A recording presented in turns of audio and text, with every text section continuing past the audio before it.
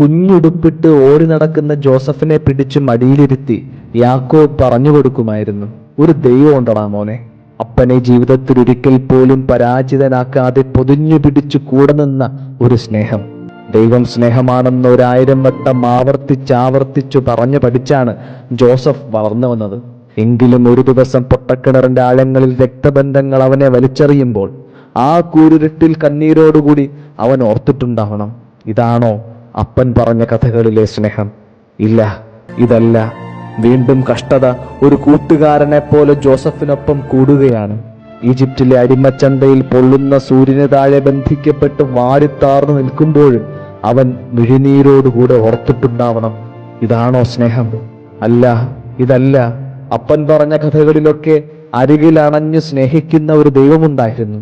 ഇന്ന് ചുറ്റിലും തിരിഞ്ഞു നോക്കുമ്പോൾ ആ ദൈവത്തെ അരികിൽ പോയിട്ട് അകലങ്ങളിൽ പോലും കാണുന്നില്ലല്ലോ. അവിടെയും തീരുന്നതല്ലായിരുന്നു അവന്റെ നൊമ്പരങ്ങൾ.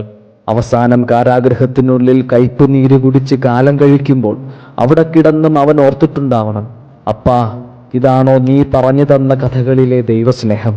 അല്ല, ഇതല്ല. പക്ഷേ ഏറ്റവും ഒടുവിൽ ഒരു കൊട്ടാരത്തിന്റെ മട്ടുപ്പാവിൽ കടന്നു ചെന്ന് അവൻ കരങ്ങളുയർത്തുമ്പോൾ താഴെ ഒരു രാജ്യം മുഴുവൻ അവനെ മുട്ടുമടക്കി കുമ്പിട്ട് നിൽക്കുന്ന നേരം അവൻ ഓർത്തു, അതെ, ഇത് തന്നെയാണ് സ്നേഹം.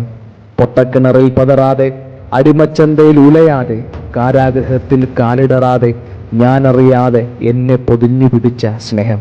പ്രിയ ചങ്ങാതി, നിന്റെ കണ്ണീരിടങ്ങളിലെല്ലാം ഒരു ദൈവം നീ അറിയാതെ നിന്നെ പൊതിഞ്ഞു പിടിക്കുന്നുണ്ടായിരുന്നു. ഒരിക്കൽ നീ അത് തിരിച്ചറിയും, ഉറപ്പാണ്. ദൈവം അനുഗ്രഹിക്കട്ടെ.